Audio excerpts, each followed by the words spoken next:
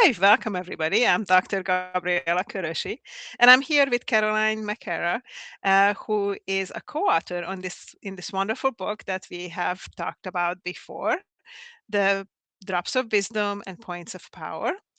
And thank you, whoever joined. It just says one person joined, so welcome. If you guys have any questions, please feel free to ask questions. And Caroline is a wonderful practitioner of AcuAroma therapy, but she has many, many things in her toolbox. When I was reading her bio, I was really impressed. I feel like you're kind of like me, that's just doing so many wonderful things. So I'm going to ask you to tell us a little bit about what are all the things that you're doing. I know that you're a yoga instructor and a massage therapist, but there's more in that toolbox. hmm Well, first off, thank you so much for giving me the opportunity to have this conversation. This is an area that I'm really passionate about. I love, and so this time together is meaningful. And welcome to whoever is here. This is exciting. Um, my background is I have a healing arts background and massage therapy and Eastern healing arts early on, as well as a lot of acupressure. So I bring that forward, but also the past 18 years or so, I've been working as an educator. So I'm a special educator, and I'm specifically interested in the use of sort of pulling forward my healing modalities to support educators and students just to be able to regulate in the classroom so that they're able to really access the learning environment to the highest degree.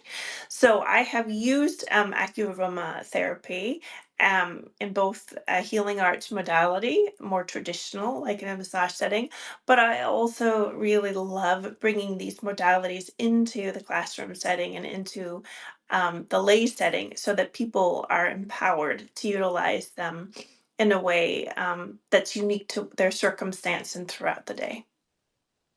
Yeah. That is so wonderful, and I do love this book that was put together by the 12 of you guys, and I just felt so proud, like I'm in it, even though I'm not. I just published it, but it just felt so proud reading all these amazing stories in the book. And do you have a favorite point that you like to use that you want to share with us and maybe Mhm. show us and tell us a little bit about it? What kind of oils you like to use on that point?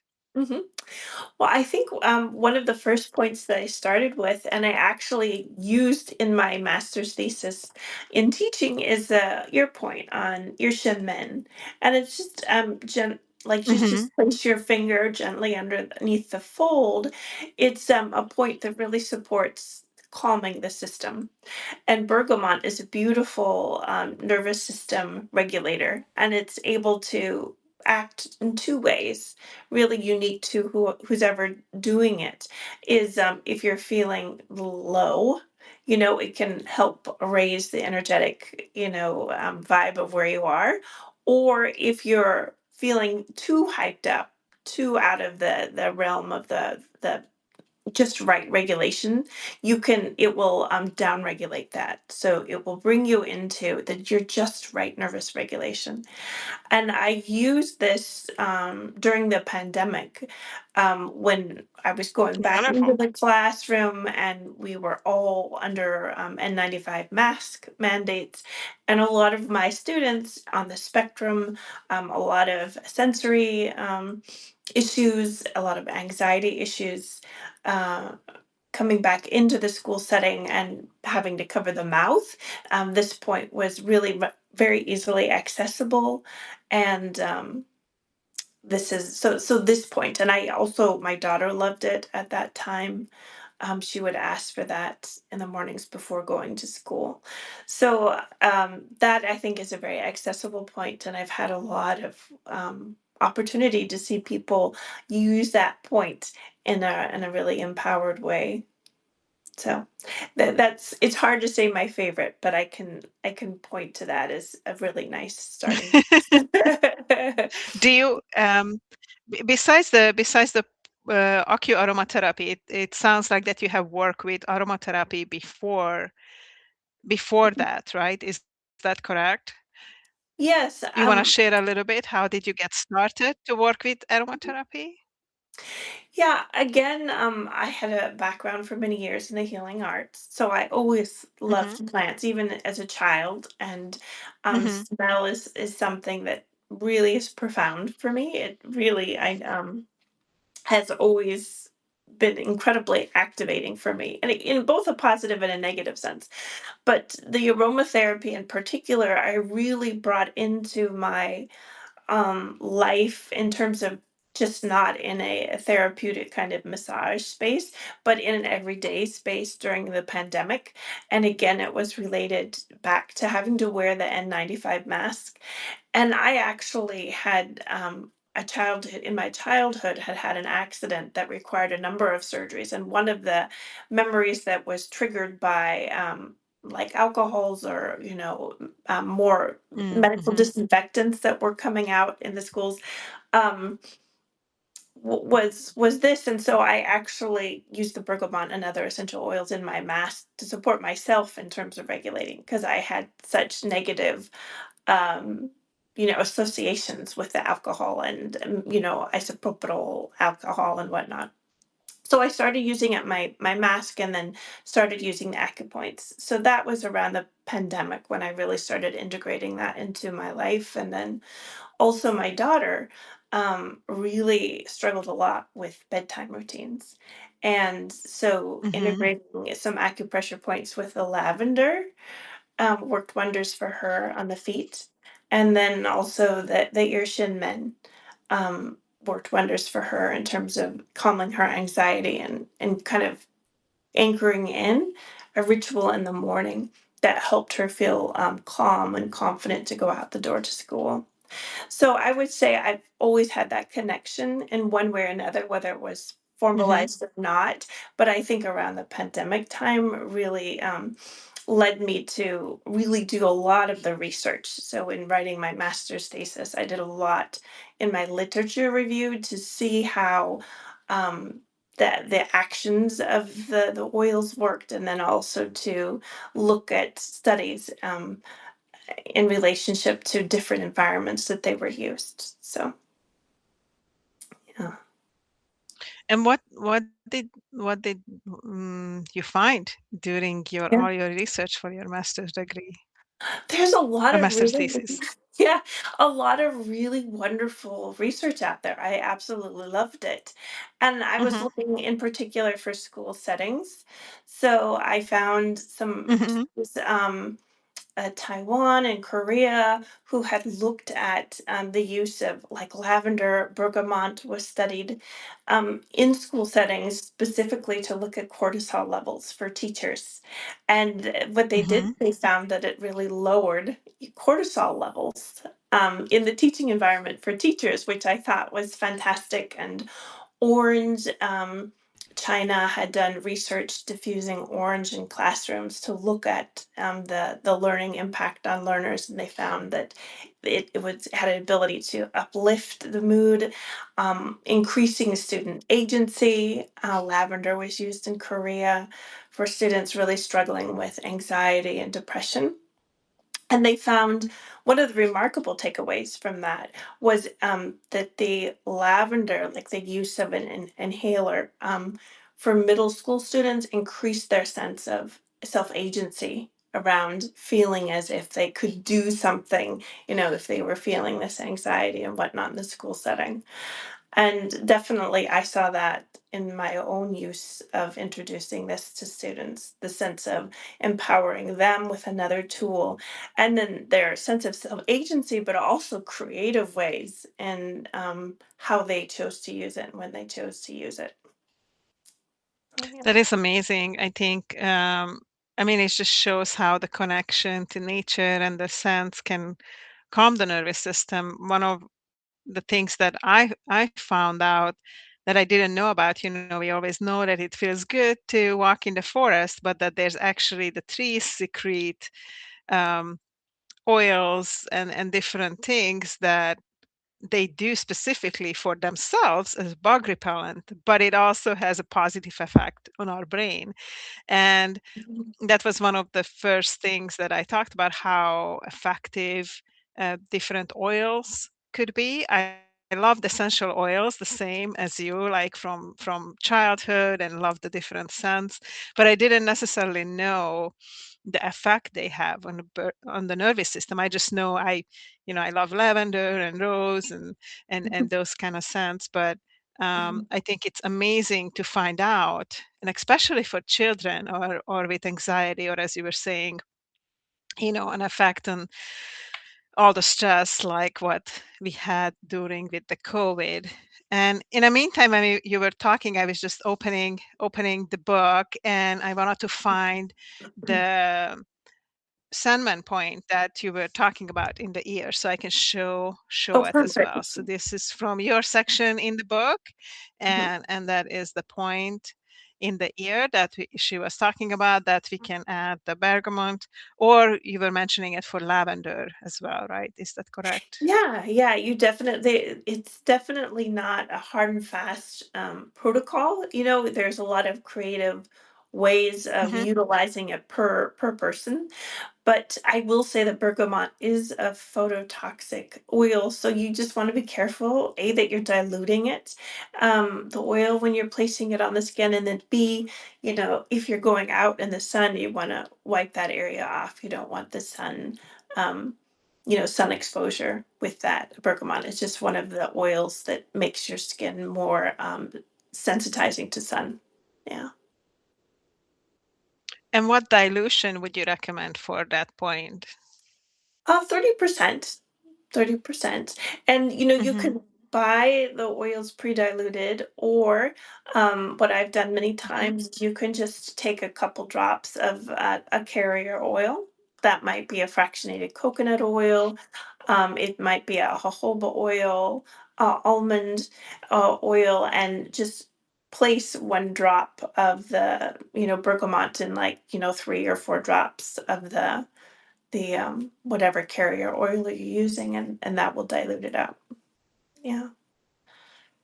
Yeah, that is wonderful.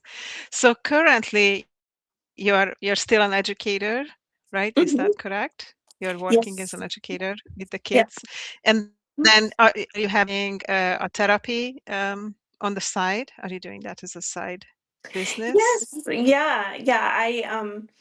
My main, vocation these days is working as an educator. I do also wellness seminars. I do presentations and trainings. I also am a certified clinical EFT specialist. So, emotional freedom technique is a certain tapping points that have been well researched and Yes. shown to support regulating the nervous system. So, when I did my master's thesis, I actually used a combination of EFT sequence and the bergamot on Shen Men and aromatherapy to support regulation. So I do work with Alameda County Office of Education. I support educating educators within that modality, and a monthly tapping circle for educators, which is fantastic. And then I also do some volunteer work with Charlotte Maxwell, which is an integrative cancer clinic that gives free access to complementary care for women who would not be able to access otherwise. So I love integrating that within those populations. And I also do some online workshops to support wellness and the use of essential oils, and really supporting people using the oil journeys to do do transformational work. Do the work of really embodiment. I would say I'm an embodiment educator. I found that as I worked with the oils and done my own work, that they really complement the inner work that we all are invited to do at some point in our life. And a lot of that is embodiment of being able to link together, the emotional terrain that we all hold, that we've accumulated in this lifetime, and maybe um, our families, lineage of all of that work, but that combining the oils as a reflective tool in terms of being more aware of our bodies, our sensations, our thoughts, and how all of that goes together in creating, what comes out as our perceptions of the world is really profound. And it's a profound way for us to connect with all parts of ourselves as well as to source. They're profoundly support, spiritual kind of connection and source connection, and also in relationship to others, to our community, to our natural environments. We have this unnatural divorce in our workplaces from nature, um, and so the oils really do bring in the forest. If you can't be holding your classes in a eucalyptus grove or hiking, you can be adding these aromatic notes in a way that's responsible and is unique to each individual to help them access all that the support that nature is in our life as a human being. So oils for me has been just tremendously transformative, tremendously connecting.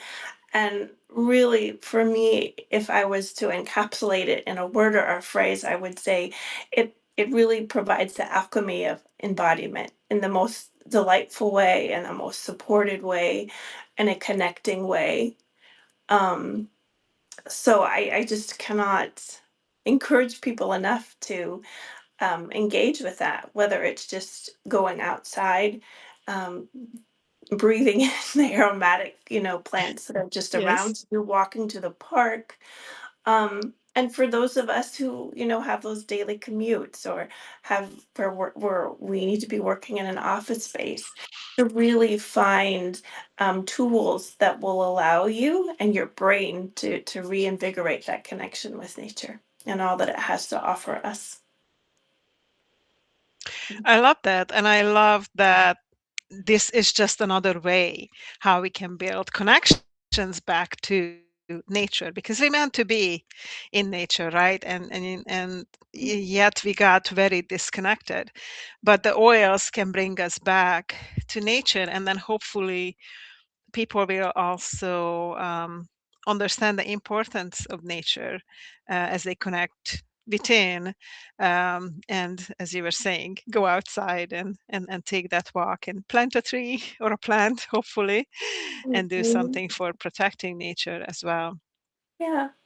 And I do feel that it's such a gift to bring the oils back that way. mhm, mhm.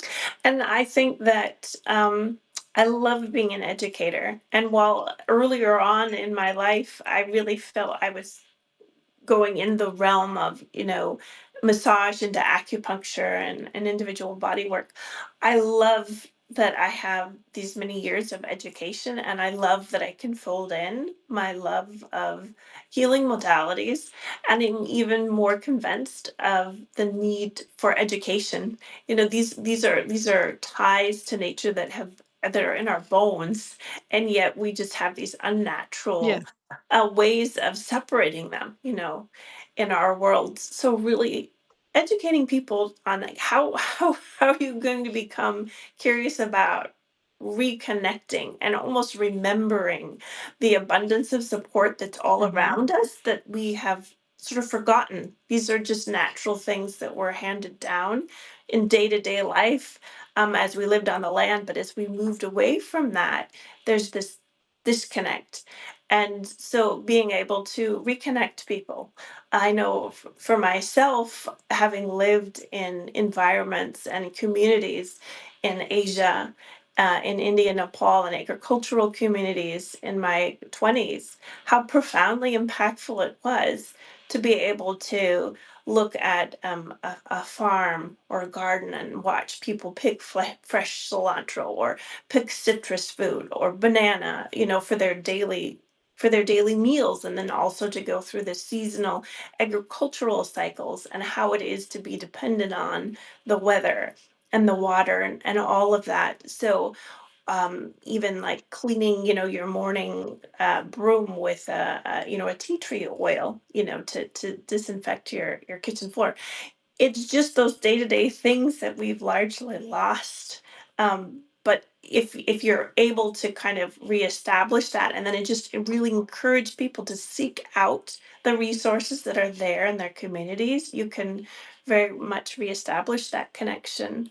Um, and just reap the enormous reciprocal benefits that are just naturally there waiting for us, and rather than feeling disconnected, depressed, or anxiety ridden in front of our screens.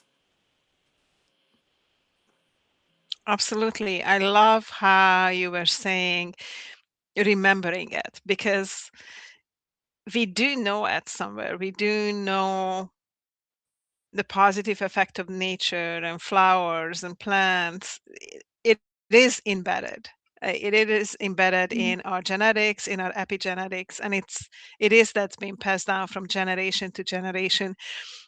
But now I think more than ever, the next generation is at high risk of forgetting, and as you were saying, spending too much time on the screen and not spending enough time outside. So I think it's important to schedule time for us to go outside and be outside. And like I like to do, start my morning routine to go outside and do a little nature walk and do a little movement out in the air.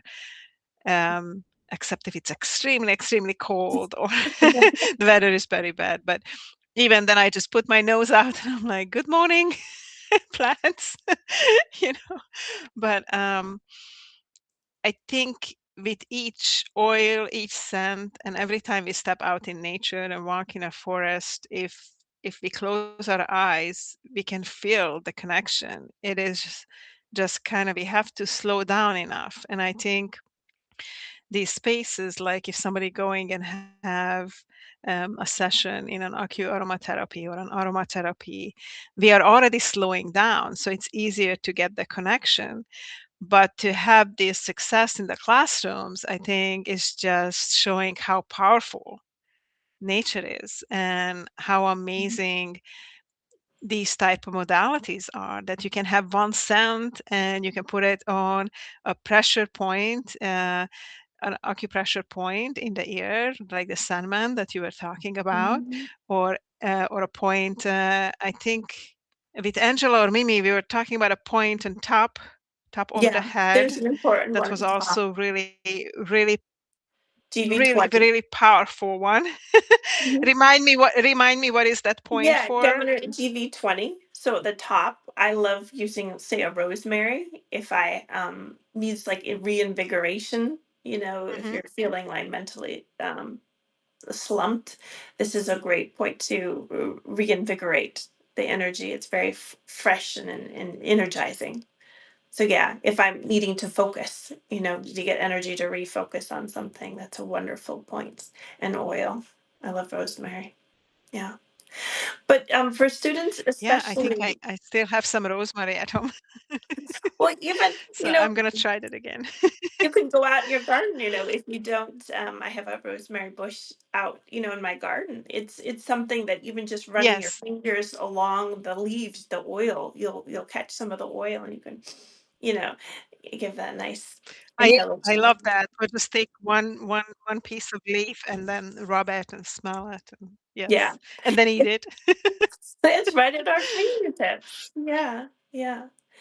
But I think for kids especially, they love. I noticed that a lot of my high schoolers love scented products, and it's hard. They, Mhm. they come with all these chemical additives, and it can really very much fumigate a room very quickly.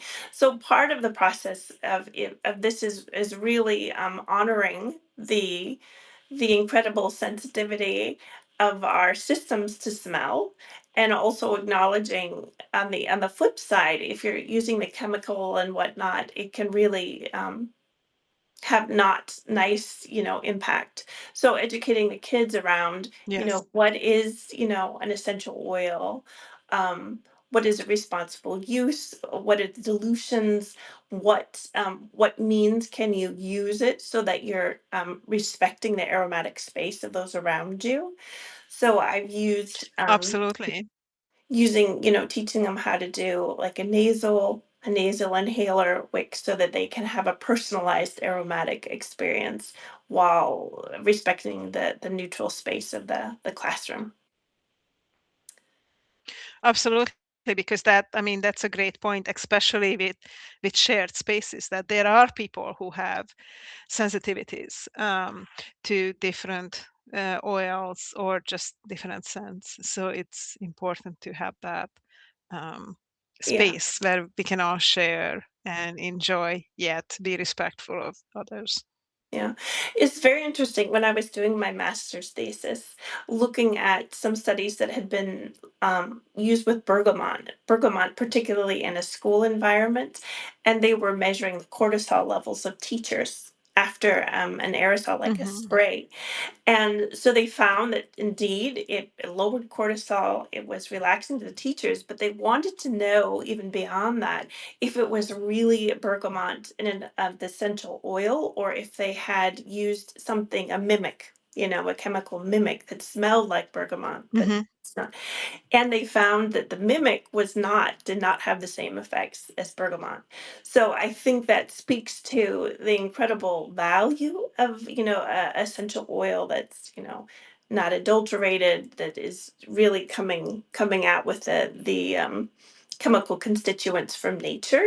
So you just want to be attuned to that. You're getting, oils that have been tested, and that you're using them in proper dilution, and that you're respectful, especially in a school or whatnot, that you're respectful of the space. So oftentimes that might be using like a nasal inhaler, or when I did my master's thesis, we had like the dilution in a little roller bottle. I know, and kids could opt in for that.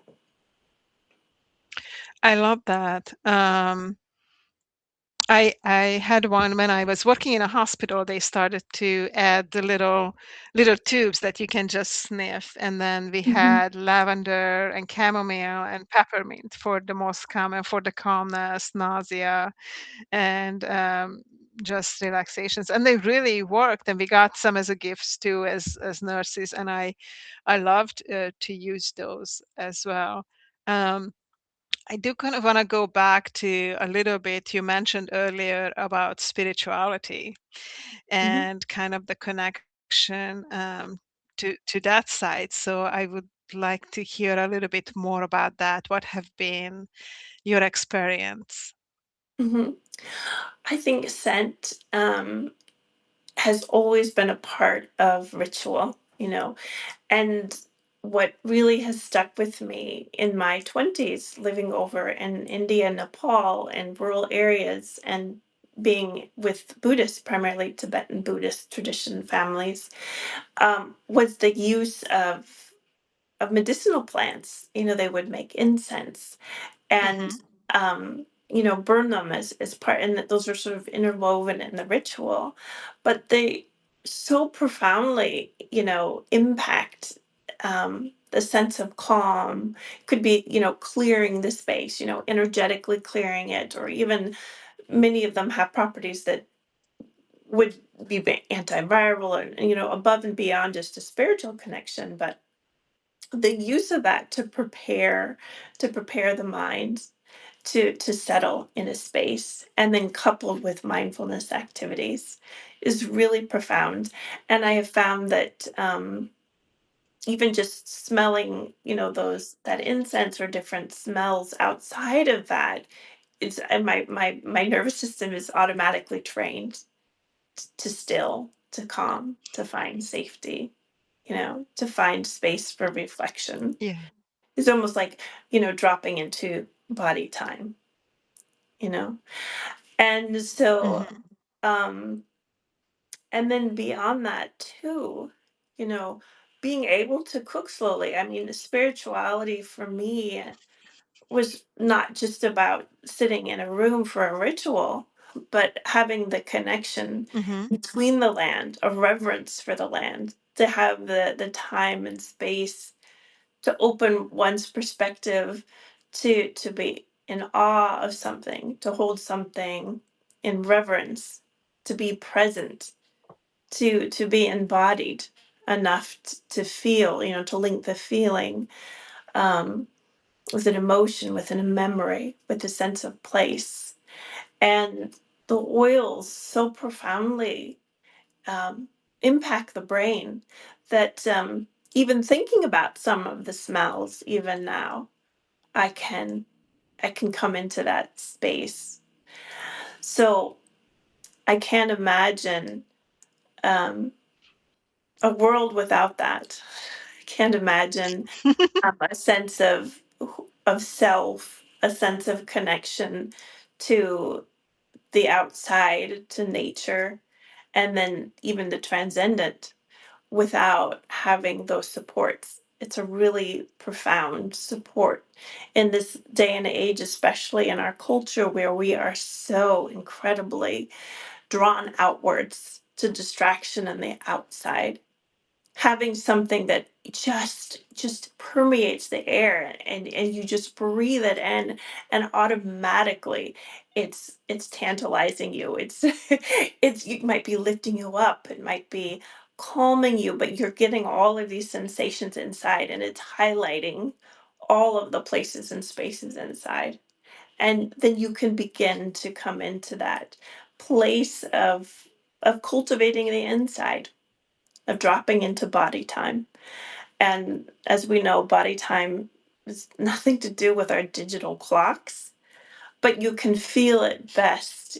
You can be most attuned in you could see with the agricultural cycles, with the moon cycles, with the water cycles, even with the cycles. If you've ever gone through an agricultural season of like cultivating rice, um, all of that, the feast and the fast of that, the work of different things. And it's the same in your own body time. And the oils take us to those places, and they are able to hold us and our attention in a way that I it's just unparalleled.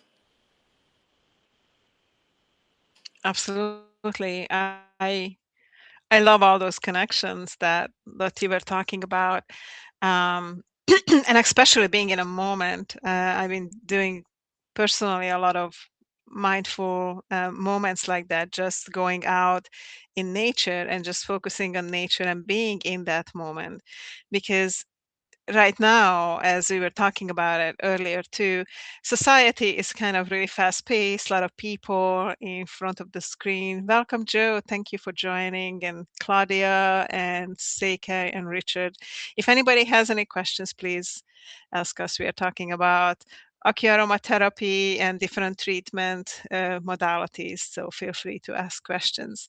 But I do love that moment when I'm just outside in nature, and you don't worry about the past, you don't worry about the future, you are just literally in that moment. And I think it's amazing that the the aromatherapy, the scent, one scent can bring us to that embodiment, as you were talking about, that just to be. And I would love if you share, what does that mean for you to reach those moments personally, and how does it affect you, or what kind of changes you have seen people when you were able to guide them that they can reach those moments. hmm I think for me personally, it really has been around cultivating a journey from bringing the attention that's always, we so have so many distractions that for the external projections.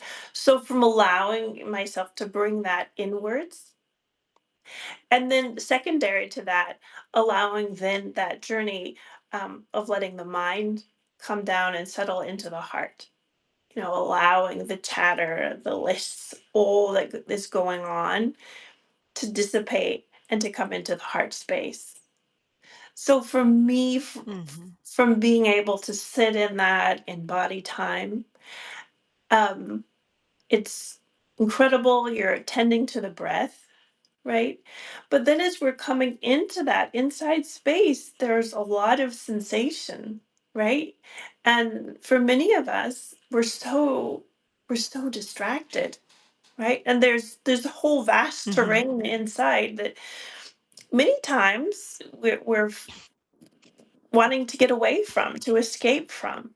And so as we come in, it's this beautiful way, a beautiful tool of supporting, of finding support as you're building tolerance and curiosity. There's nothing of force in this. It's completely almost entrancing as the smell comes in and you're just watching, your sensations and your feelings that are sort of rising and cresting and falling. And you can also feel the energetic shift if you've been in a sort of depressed state, and then you breathing in a rosemary or something that is allowing that dispersion.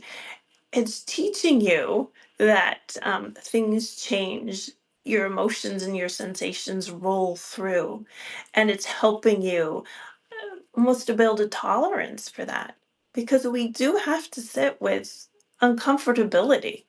The world demands that of us, and many of us, get distracted. It's too much. It's too much, and so we, indulge in different distractions. But oils, we don't have to do anything. And it's so diffuse. It's so inviting. And it's going directly to the brain. There's no other filter that it's asking us um, to go through. When you think about seeing or hearing, you're having to go through apparatuses in between. But for the smell, it's the limbic system. It's coming right into the limbic system. And all of those feelings, we don't have to even articulate them. It's an energetic. And so I think that I've been in classrooms with 14 and 15-year-olds, and just energy is frenetic, frenetic energy of spring. And I'm teaching them about tapping, or I'm teaching them about aromatherapy.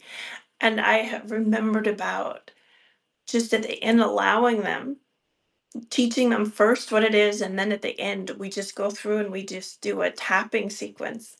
And it's almost like tuning instruments, and when everyone is tuned and then they come together and it's this moment of just like this full silence, just full presence. It's just wild, and you can hear a Mm. pin drop, and they get to experience that not only within themselves, but coming into harmonizing with those around them in a classroom. And I think those are really magical. Those feel very magical. And the kids, even myself, I'm always sort of at awe what they can build, what they can Mhm. hold in that space and transform in that space. And so I think that almost is a really a spiritual experience in terms of finding connection, just as when you're playing playing in an orchestra and all the instruments are tuned, and suddenly instead of just 5 tones you're getting 100 because all the overtones come out, or when you're singing in a group, it can be like that as well. When you're just harmonized the perfect way, it just lifts out all of these other tonalities and richness of experience. So being in the present moment, as easy as it sounds, is so elusive, but having these kinds of tools that allows people to tend to spaces that can be uncomfortable, um, is transformative. It allows us to be together, to be in connection with not only ourself, whatever is going on, but allow that to be harmonized enough that we can then also feel what connection is like within a communal space. And for me, that is just the heart of what we all need so much. And we just cannot do that without remembering and coming back into connection with nature. That is the one force that really is just able to permeate all of us and um, give us the perspective we need to organize and to harmonize all of the discomforts we feel, in growing and navigating these new spaces that we're creating in the modern world. Yeah. Absolutely. I think that's an important point in a modern world because we are adapting and changing, but we meant to be tribal people out in nature. So anything, any modality that can bring us back to that and to that memory of just be in the moment is fantastic. And as you were talking, I wrote down something I didn't want to forget. It felt Mhm. like the oils and these modalities allow us to in a same time do two different things. One is to zoom into our inner self and listen and slow down and listen to that inner being.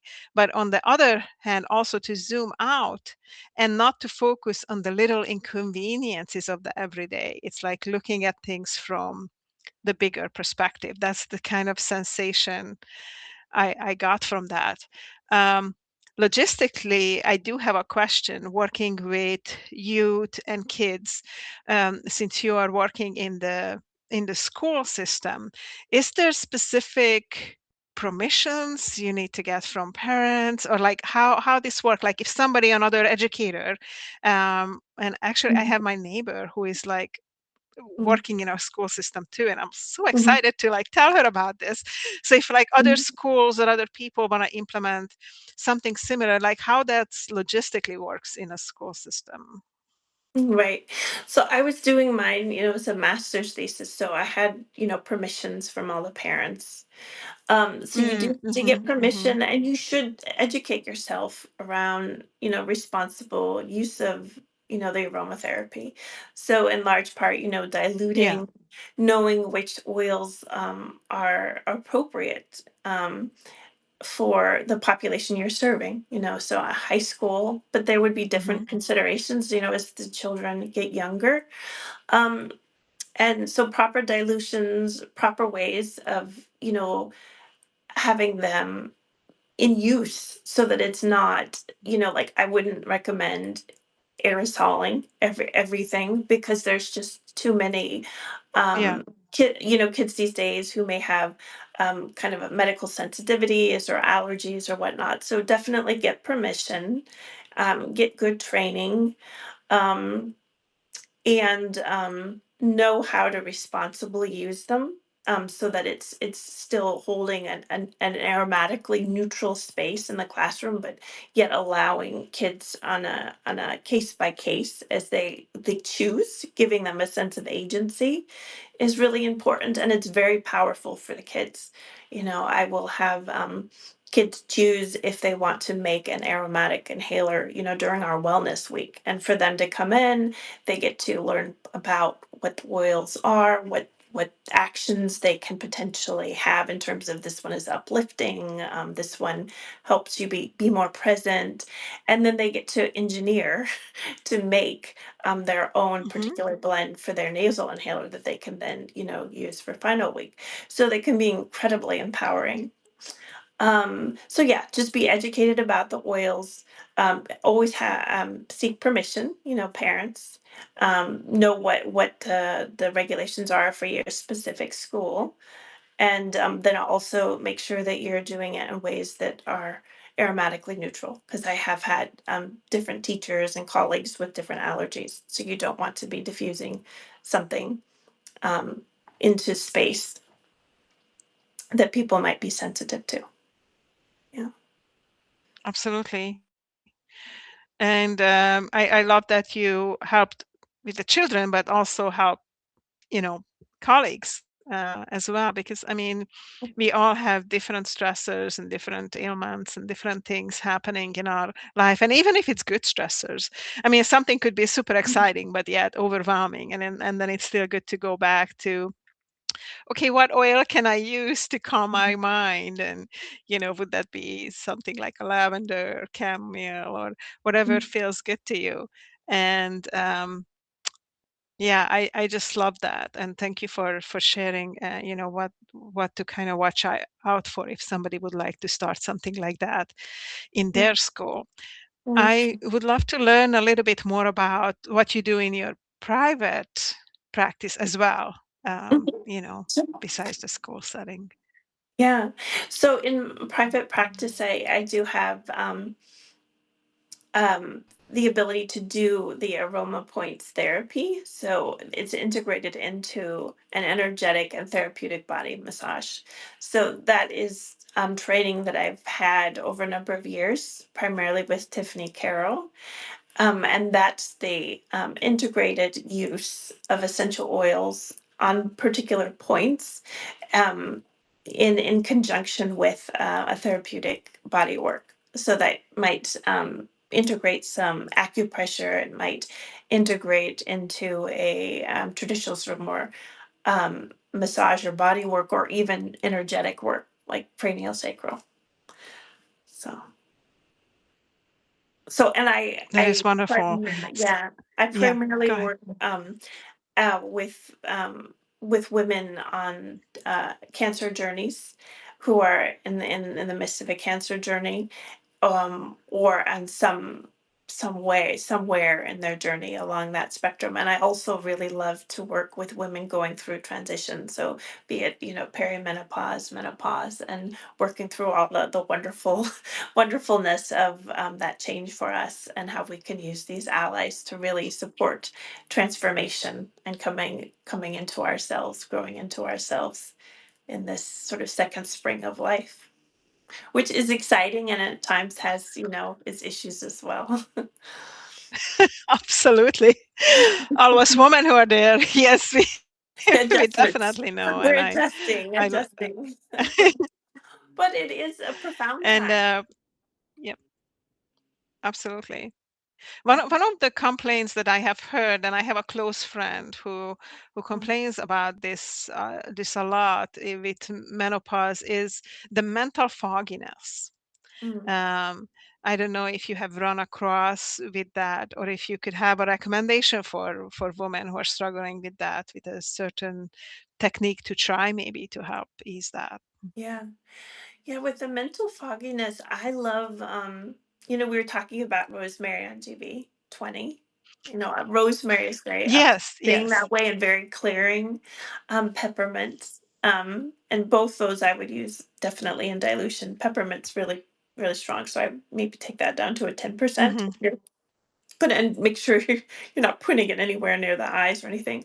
But like a peppermint or a rosemary, those are both very alerting to the mental bodies. So I would Hmm. try that. Yeah, yeah.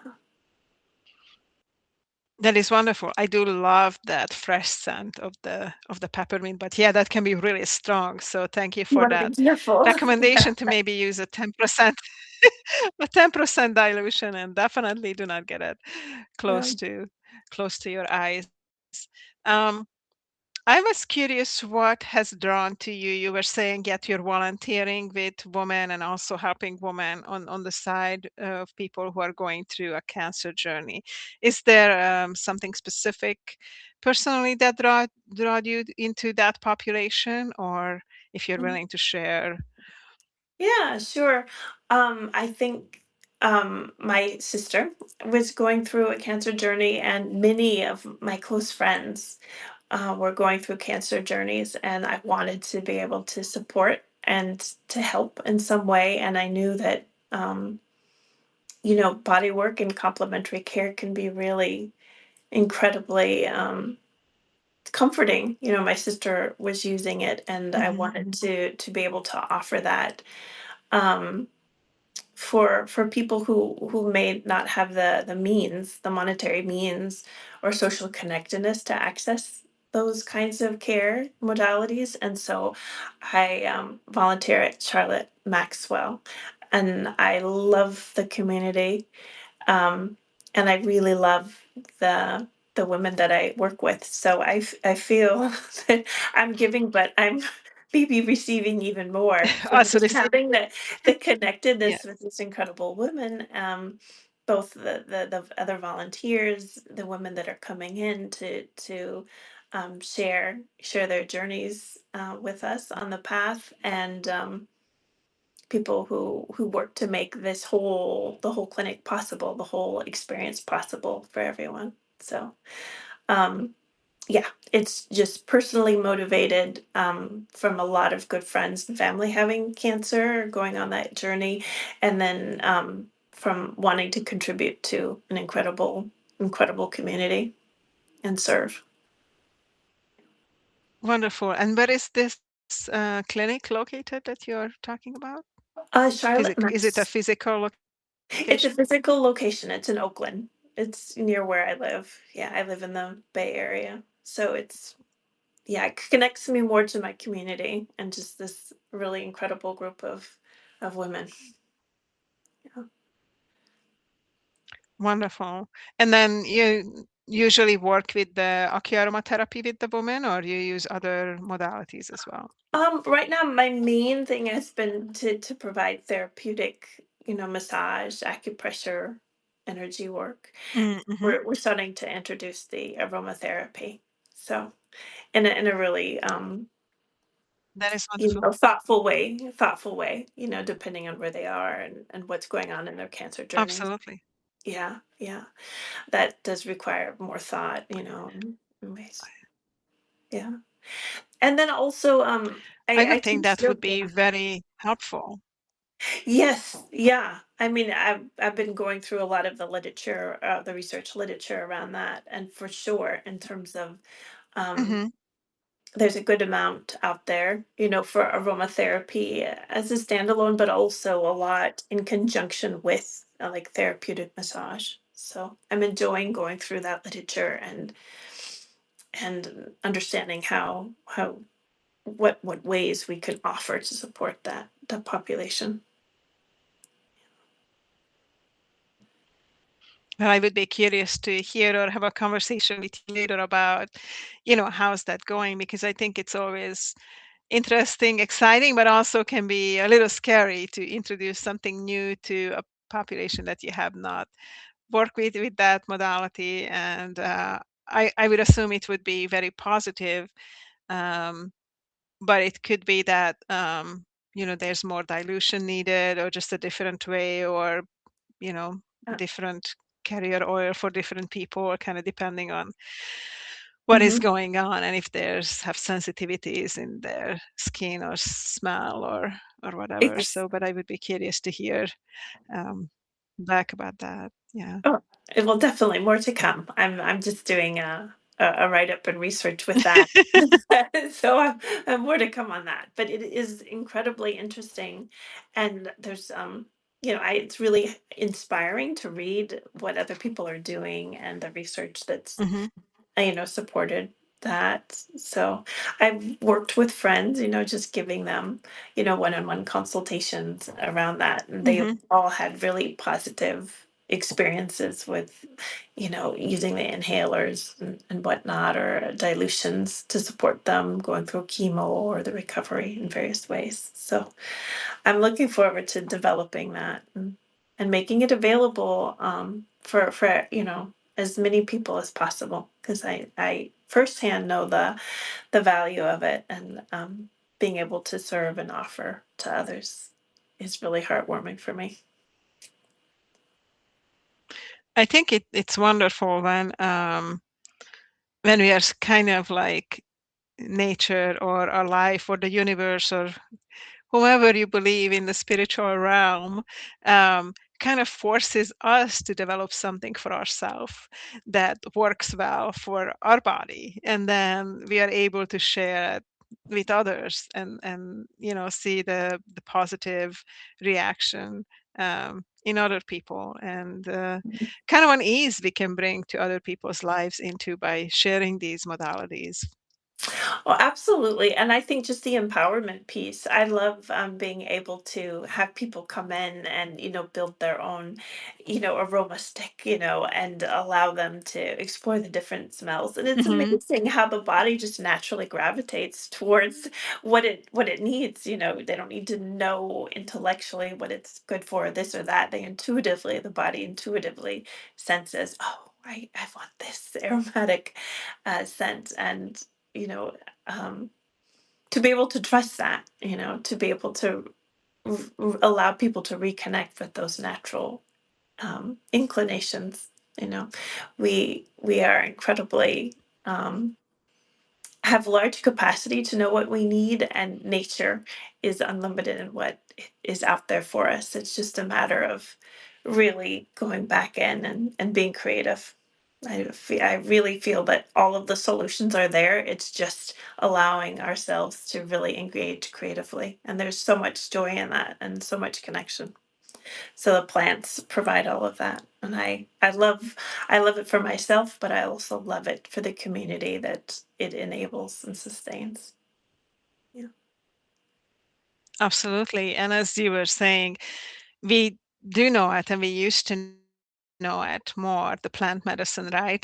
But then how society changed, and now we have pharmaceuticals, and it's kind of become like this easy thing. Oh, you just pop in a pill instead of maybe using the herbs to have a similar effect, but it might need some preparation. But the people who use them all the time, the herbs and the scents and the oils, they have it at handy, and they know, oh, if I have a headache or an ache here or this or that, maybe I can just use this herb or this sensation or this smell to kind of calm my body down. I'm always amazed by how many uses plants have, and it's not just like one plant have one type of use. There's so many different uses, from coughs from inflammation to antibacterial to antiviral. Mhm. There's just so much amazing plant medicine out there. So every person, even if they just learn one thing,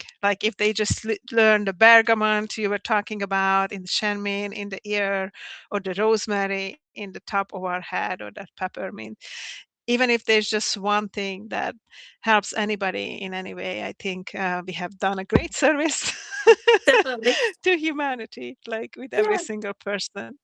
Yeah. And the educator in me just wants to let people know is there's no one formula to memorize here. What I'm hoping that you'll come away with is Hmm. just this curiosity and passion to go outside, bring your children, Hmm. look at the plants, be curious about them, experiment with them. I love teaching little herbal workshops. It is so empowering to go into a field or to walk through your neighborhood and know what a plant has traditionally been used for, and then be creative. I think we are. That plants are want to have this conversation with us. They want to be in connection with us. And Hmm. there's so much magic that happens within that conversation. And so sparks our own creativity. And there's so much empowerment knowing that there is so much resource that the universe is literally just there wanting to have this conversation and wanting to support us. So please go out, be connected. Um, connect with people local to you. Find a beekeeper. To have a community garden? Um, do all that. Make a nasal inhaler or a salve. Find your local aromatherapist or herbalist, educator, and go do something. Go be a creator, because the plants want that conversation, and our souls need that creative spark to really feel connected and alive. I love that, and I do think that they do, and it's so interesting too that some when you know about them, when you need them, somehow they show up in your path. And I think the other important part of that is to respect nature and then be too kind and loving to nature. And then if you are going to harvest or take something from a plant or create an essential mist or an oil or something like that, make sure to only take what you need, not to take Yeah, more. And that's the same for any kind of harvesting and foraging as well. So leave some for the plant, the birds, and for other people as well. absolutely, absolutely. And find, the local educator or, your community college or, there are people out there. It's just waiting for you to connect with that have that, life experience to help kind of guide you on the next step. Absolutely. I love these conversations about essential oils and nature and different modalities that can reconnect us to ourselves and also build a community around each other. And in each place where you live, you could be that person who creates that positive change and learns a little bit about. You can join one of Caroline's workshops. It sounds like you have them. And do you mind sharing where we would find? You said you have a website where we could find out about what you're doing. Yes, absolutely. I have a website, CarolineMacarah.com, my full name. Um, I do offer some Hmm. classes. I will be doing an Aroma Point Mastery sort of 9 month journey coming up in September. So if you're interested, Oh, please let nice. me know. I'd love to have you. It's will be online, so we'll be welcoming people from all over. But this particular journey I've done 3 or 4 times in varying capacities. I started out as a student, and then I went to a teaching assistant, and then I was trained as a facilitator. So it's really powerful. It's a wonderful way to connect more deeply with the oils. It's wonderful for um, you might be a healer, you might be an educator, but you're wanting to know not only more about the oils, but wanting to also explore them in your own kind of process of transformation, your own journey. And I love, in particular, women Hmm. perimenopause, menopause, who are going through this spiral cycle of coming back into and going through their second spring. So oils can be a wonderful support to reimagining and exploring. So you can find that on my website. Absolutely. And we can make sure to add that in the link below this recording as well for those who watch it later, both on Substack and on YouTube. So we've been talking a little bit over an hour. Is there anything that you feel like in closing up that we haven't really talked about that you would be good to mention for the audience, or any final words of wisdom that you have for Yeah. us?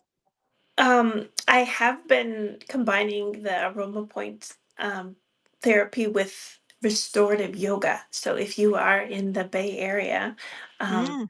you can email me, and I'd love for we do classes usually monthly or bi-monthly. So if you're interested, reach out. I'd love to have you come. That is wonderful. Thank you so much, Caroline, for being here and having this conversation, and hope to have you back, especially once you have maybe some more experience with those cancer patients, or anytime. And we can also do something like when we show people how you would make a product, or something like that, to work with the essential oil, what you were mentioning before, Oh, I like would that love what that. you do with the kids. Yeah, I really love that. And with something like that, we could get a list for the people what they need, and then we would all come together we together could and make our own do a aroma little stick. live session, or I would we love it. can make I our would own love. little aroma sticks. That sounds wonderful. I would Yeah. love that. And I know some people just joined kind of in the final minutes. We're just getting ready to close. Jack and Assembly Woman Deborah, thank you so much for joining. But we have the whole recording. It's going to be on Substack and also, well, on my YouTube as well. And Caroline Macarah is also a co-author in this book, Drops of Wisdom, Points of Power. And so make sure to check out the book and check out her website, which is, as she was saying, just her name. And she offers wonderful treatment modalities and workshops for people. So thank you so much for coming and being here. Until next time, have a beautiful day, everyone. Thank you so Thank much you for so coming. much, Gabriella. This was lovely. Thank you, everyone. Bye, everyone.